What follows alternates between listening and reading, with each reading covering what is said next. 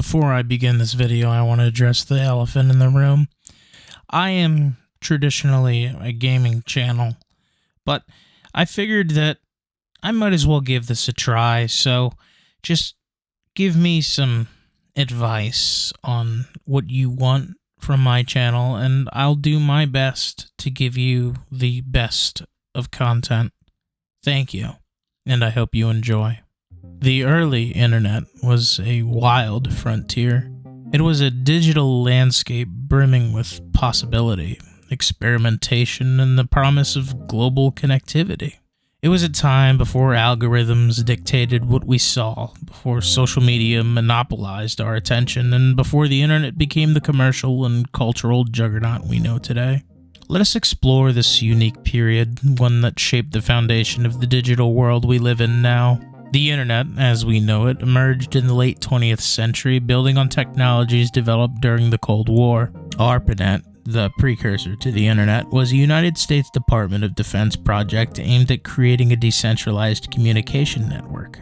Its key innovation was packet switching, which allowed information to be broken into smaller packets, transmitted independently, and reassembled at its destination.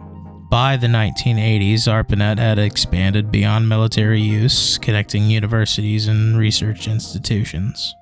In 1983, the adoption of TCP/IP protocols laid the groundwork for a unified global network. Then came the World Wide Web in 1989, a game changer invented by Tim Berners-Lee. The World Wide Web introduced a system of hyperlinked documents accessible via browsers, making the internet more user-friendly and accessible to non-specialists. By the mid-1990s, personal computers had become common in homes, and the web was poised for explosive growth.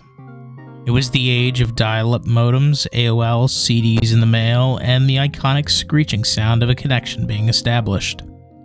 Each visit to the internet was an event, often requiring patience as pages loaded at glacial speeds. The early internet was defined by decentralization and diversity.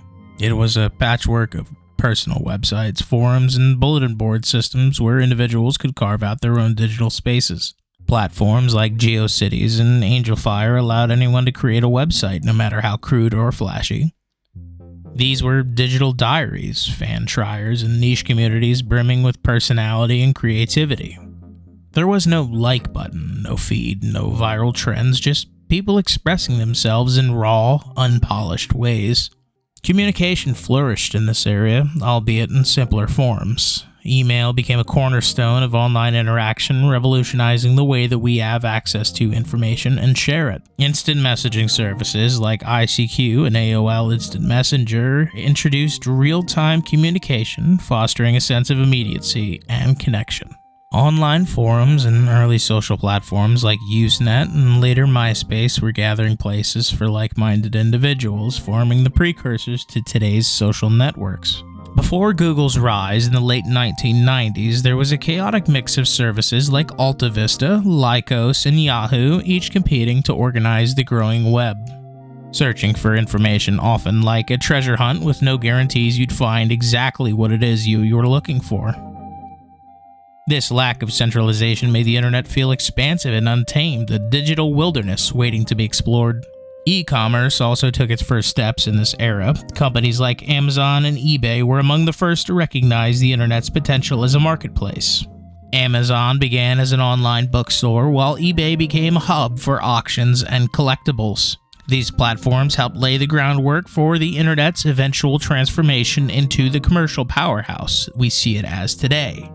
Though their early iterations were far removed from the polished giants they would become. The early internet was also a hub for experimentation and subculture. Napster and other peer-to-peer file-sharing platforms emerged in the late 1990s, challenging traditional models of music distribution and sparking debates about copyright law that continues today. Communities like 4chan and Something Awful incubated internet culture, spawning memes and jokes and the chaotic humor that still defines much of the online interaction. Yet this era was not without its challenges. The internet was a new and poorly understood medium, leading to fears about its danger, both real and imagined. Concerns about online predators, scams, and viruses were widespread, and many users approached the web with a mix of curiosity and caution. Security was often rudimentary, and privacy was often an afterthought. The dot-com bubble of the late 1990s, fueled by speculative investments in internet startups, highlighted the volatility of this emerging digital economy. By the early 2000s, the internet began to change. Broadband replaced dial-up, making the web faster and more accessible. Platforms like Google, Facebook, and YouTube emerged, bringing order to the chaos but also centralizing control. The early ethos of decentralization gave way to walled gardens where a few companies dominated the flow of information and interaction. The internet was no longer an experimental frontier, but an essential part of daily life.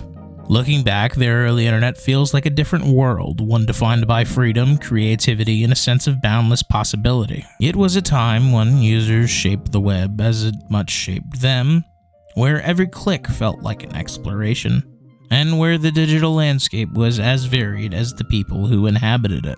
While the internet has grown and matured in ways that would have been unimaginable in those early days, the spirit of that era, the curiosity, the creativity, and the sense of discovery continues to inspire.